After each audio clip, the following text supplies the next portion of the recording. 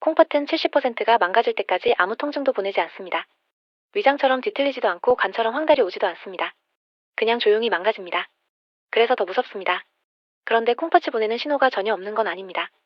다만 너무 일상적인 모습으로 와서 그냥 나이 탓으로 넘기게 됩니다. 혹시 요즘 이런 경험 있으십니까? 아침에 일어났을 때 발목이나 눈두덩이가 부어있는 느낌. 소변을 봤는데 거품이 유독 많이 생기는 것. 밤에 이유 없이 두세 번씩 잠이 깨는 것. 아무리 자도 아침에 몸이 천근만근 무거운 것. 이것들을 그냥 나이 들어서 그러려니 하고 넘기고 계신 분들이 많습니다. 하지만 이것이 콩팥이 이미 힘들다는 조용한 신호일 수 있습니다. 안녕하세요. 100세 시대 건강길잡이입니다.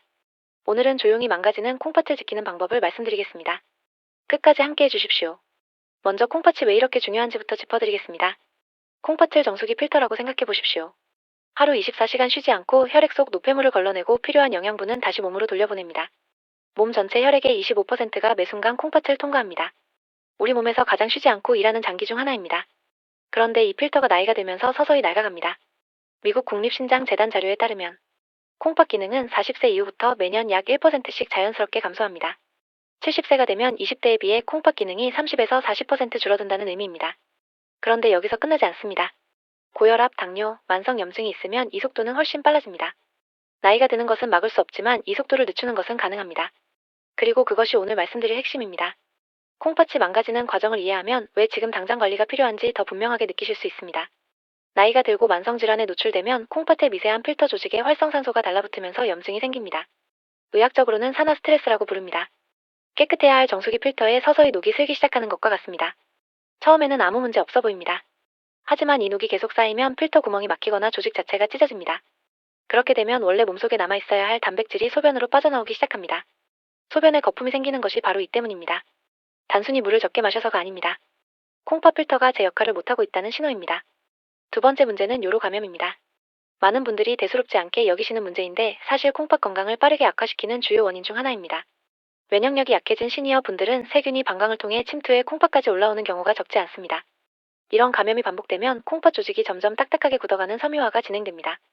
한번 섬유화가 시작된 콩팥 조직은 되살리기가 매우 어렵습니다. 그래서 반복되는 요로 감염을 가볍게 넘기시면 안 됩니다. 세 번째 문제는 혈관 건강입니다. 콩팥은 그 자체가 수많은 미세혈관으로 이루어진 장기입니다. 혈관이 딱딱해지고 염증이 생기면 콩팥으로 가는 혈류가 줄어들고 노폐물을 걸러내는 능력이 떨어집니다. 고혈압이 있는 분들의 콩팥이 빠르게 나빠지는 이유가 바로 여기에 있습니다. 혈압이 높으면 콩팥의 미세혈관이 지속적인 압력을 받아 손상되기 때문입니다. 혈관 건강과 콩팥 건강은 따로 생각할 수 없습니다. 대한신장학회 자료에 따르면 만성 콩팥병 환자의 상당수가 자신이 콩팥 질환을 가지고 있다는 사실을 뒤늦게 발견합니다. 증상이 없으니 모르고 지내다가 어느 날 갑자기 콩팥 기능이 크게 떨어진 상태로 발견되는 경우가 많습니다. 특히 내년부터 국민건강보험에서 폐기능 검사와 함께 콩팥 관련 검사 항목이 확대될 예정입니다.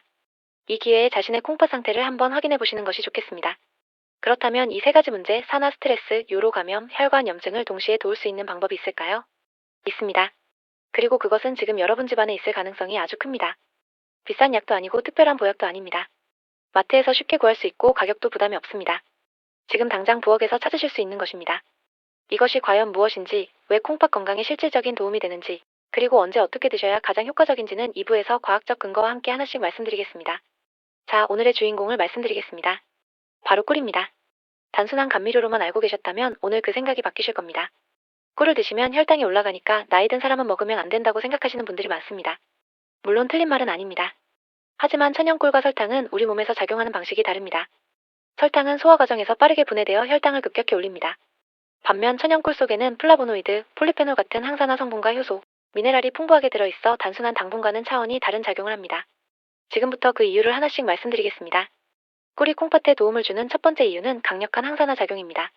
앞서 일부에서 콩팥을 망가뜨리는 가장 큰 원인 중 하나가 산화 스트레스라고 말씀드렸습니다. 활성산소가 콩팥의 미세한 필터 조직에 달라붙어 염증을 일으키고 조직을 손상시키는 것입니다. 천연 꿀 속에 들어있는 플라보노이드와 폴리페놀은 바로 이 활성산소를 제거하는 항산화 작용을 합니다. 국제식품과학영양저널에 발표된 연구에 따르면 천연 꿀의 항산화 성분이 콩팥 세포의 산화적 손상을 줄이는 데 유의미한 효과를 보였습니다. 필터에 슬기 시작한 녹을 닦아내는 청소부 역할을 하는 겁니다. 꿀을 꾸준히 드시면 콩팥 세포가 산화되는 속도를 늦추고 필터 기능을 더 오래 유지하는 데 보조적인 도움을 받으실 수 있습니다. 꿀이 콩팥에 도움을 주는 두 번째 이유는 천연 항균 작용입니다. 앞서 반복적인 요로 감염이 콩팥 건강을 빠르게 악화시킨다고 말씀드렸습니다. 꿀에는 글루코스 산화효소라는 성분이 들어있습니다. 이 성분이 몸속에서 아주 미량의 과산화수소를 지속적으로 만들어내면서 천연 항균 환경을 조성합니다. 항생제처럼 강력하지는 않지만 꾸준히 드시면 요로와 방광, 주변에 세균이 번식하기 어려운 환경을 만드는데 보조적인 역할을 합니다. 또한 꿀 특유의 높은 당도와 산도는 세균이 살기 어려운 환경을 자연스럽게 조성합니다. 반복적인 요로 감염으로 고생하시는 분들이 꿀을 꾸준히 활용하시면 감염 빈도를 줄이는 데 도움이 될 수 있습니다. 꿀이 콩팥에 도움을 주는 세 번째 이유는 혈관 건강 개선입니다. 콩팥은 수많은 미세혈관으로 이루어진 장기입니다. 혈관이 건강해야 콩팥도 제대로 기능합니다. 유럽 임상 영양학 저널에 발표된 연구에서 천연꿀이 혈관 염증 수치를 낮추는 효과가 있음을 확인했습니다. 혈관벽의 염증이 줄어들고 혈류가 원활해지면 콩팥으로 가는 혈액 공급이 안정되고 콩팥이 노폐물을 걸러내는 본연의 기능을 더 효율적으로 수행할 수 있게 됩니다. 이제 꿀을 언제 어떻게 드셔야 가장 효과적인지 황금 섭취 시간 3가지를 말씀드리겠습니다. 아무 때나 드신다고 다 같은 효과가 나타나는 것이 아닙니다. 타이밍이 중요합니다. 콩팥을 위한 꿀 황금 섭취 시간 첫 번째는 아침 공복입니다. 우리 몸은 잠을 자는 6시간에서 8시간 동안 수분을 섭취하지 못합니다. 밤새 콩팥은 혈액을 걸러내는 일을 계속하면서 지쳐있고 혈액은 수분이 빠져 끈적해져 있습니다. 이 상태에서 아침에 첫 번째로 무엇을 드시느냐가 중요합니다. 많은 분들이 아침에 일어나자마자 냉장고에서 차가운 물을 벌컥벌컥 드십니다. 그런데 수축되어 있는 혈관에 갑작스러운 차가운 자극이 가해지면 콩팥 혈관이 순간적으로 더 수축됩니다. 대신 체온과 비슷한 35도에서 40도 정도의 미지근한 물, 한 잔에 천연꿀 한 티스푼을 타서 천천히 마셔보십시오.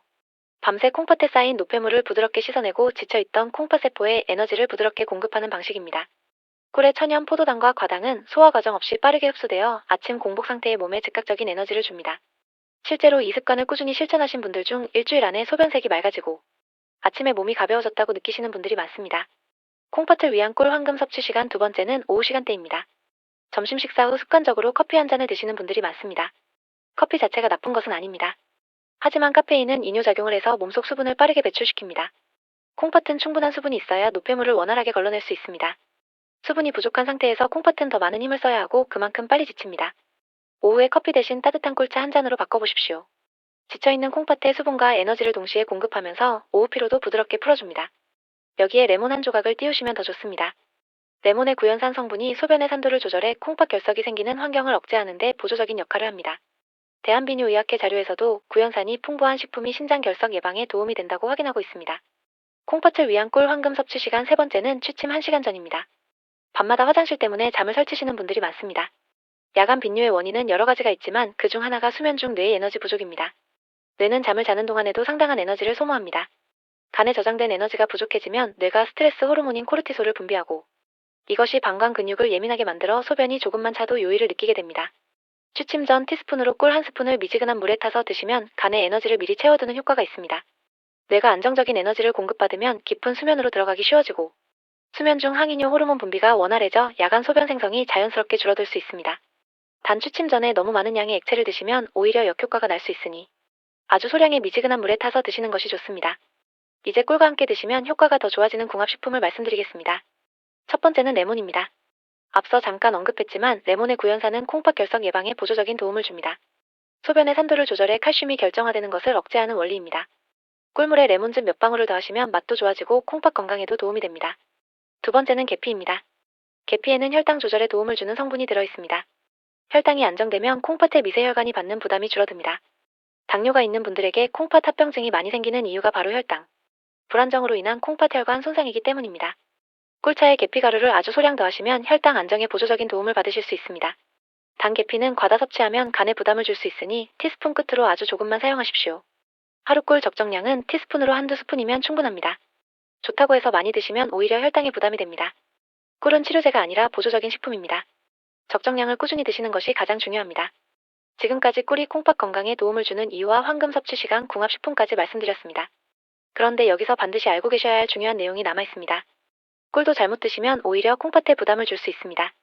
그리고 꿀을 절대 드시면 안 되는 분들도 있습니다. 이제부터 이 주의사항들을 빠짐없이 말씀드리겠습니다. 끝까지 꼭 봐주십시오. 꿀이 콩팥 건강에 보조적으로 도움이 된다는 것은 이제 충분히 이해하셨을 겁니다. 그런데 아무리 좋은 것도 잘못 쓰면 문제가 됩니다. 오늘 이 내용까지 반드시 알고 계셔야 꿀의 효능을 제대로 누리실 수 있습니다. 지금부터 말씀드릴 주의사항들 하나도 흘려듣지 마십시오. 첫째, 뜨거운 물에 꿀을 타지 마십시오. 꿀을 드실 때 가장 흔하게 하시는 실수입니다. 팔팔 끓는 물에 꿀을 바로 타시는 분들이 정말 많습니다. 속이 따뜻해야 좋다는 생각에 가장 뜨거운 물을 받아서 꿀을 타시는 겁니다. 하지만 이것은 꿀의 핵심 성분을 스스로 파괴하는 행동입니다. 꿀 속에 들어있는 플라보노이드, 폴리페놀, 효소 같은 유익한 성분들은 열에 매우 약합니다. 연구에 따르면 꿀이 60도 이상의 고온에 노출되면 이 성분들이 대부분 파괴되고 변성됩니다. 결국 남는 것은 당분뿐입니다. 콩팥을 위해 드시는 꿀이 그냥 설탕물이 되는 겁니다. 꿀물을 드실 때는 반드시 물을 끓인 후 충분히 식혀서 35도에서 40도 정도의 미지근한 온도에서 타셔야 합니다. 손등에 살짝 떨어뜨렸을 때 따뜻하다 싶은 정도면 딱 맞습니다. 둘째, 하루 적정량을 반드시 지키십시오. 꿀이 좋다는 말을 들으시면 더 많이 드실수록 더 좋겠지 하는 생각이 드실 수 있습니다. 하지만 꿀은 본질적으로 당분입니다. 하루에 밥숟가락으로 여러 번 드시거나 꿀물을 아주 진하게 타서 드시면 혈당이 급격히 오릅니다. 혈당이 불안정해지면 콩팥의 미세혈관이 손상될 수 있습니다. 당뇨가 있거나 혈당 조절이 어려운 분들에게는 특히 위험합니다. 하루 티스푼으로 한두 스푼이면 충분합니다. 적정량을 꾸준히 드시는 것이 한 번에 많이 드시는 것보다 훨씬 효과적이고 안전합니다. 꿀은 보조식품이지 치료제가 아닙니다. 이 점을 반드시 기억하십시오. 셋째, 천연 꽃꿀과 사양 꿀을 반드시 구별하십시오. 마트나 시장에서 저렴한 가격에 대용량으로 파는 꿀들을 보신 적 있으십니까? 이 중에는 버리꽃에서 직접 채취한 것이 아니라 설탕물을 먹여 만든 사양 꿀이 포함되어 있습니다. 법적으로는 꿀로 판매할 수 있지만 천연 꽃꿀에 비해 플라보노이드와 폴리페놀 같은 항산화 성분이 현저히 적습니다. 오늘 말씀드린 콩팥 건강 효능을 제대로 누리시려면 반드시 천연 꽃꿀을 선택하셔야 합니다. 제품 뒷면에 꽃꿀 또는 천연 벌꿀이라고 표기된 제품을 고르시고 가능하면 믿을 수 있는 국내 양봉 농가 제품을 선택하십시오. 싼 것이 무조건 나쁜 것은 아니지만 콩팥 건강을 위해 드시는 것이라면 성분 확인을 꼭 하시는 것이 좋습니다. 개봉 후에는 직사광선을 피해 서늘한 곳에 보관하시고 오래 묵힌 꿀은 성분이 변질될 수 있으니 신선한 것을 구입해서 드시는 것이 좋습니다. 넷째, 말기 신부전이나 투석 중인 분들은 반드시 의사와 상의하십시오. 꿀에는 칼륨이 포함되어 있습니다. 건강한 사람에게 칼륨은 혈압을 조절하는 이로운 미네랄입니다. 하지만 콩팥 기능이 심각하게 저하된 말기 신부전 환자나 현재 투석을 받고 계신 분들은 칼륨을 소변으로 배출하지 못하고 몸 안에 쌓이게 됩니다. 혈중 칼륨 농도가 높아지면 부정맥이 생기고 심한 경우 심장에 위험한 상황이 올 수 있습니다. 콩팥을 위해 드신 꿀이 오히려 심장에 부담을 주는 역효과가 날 수 있다는 뜻입니다. 담당 의사에게 꿀 섭취 여부를 반드시 확인하신 후에 드시십시오.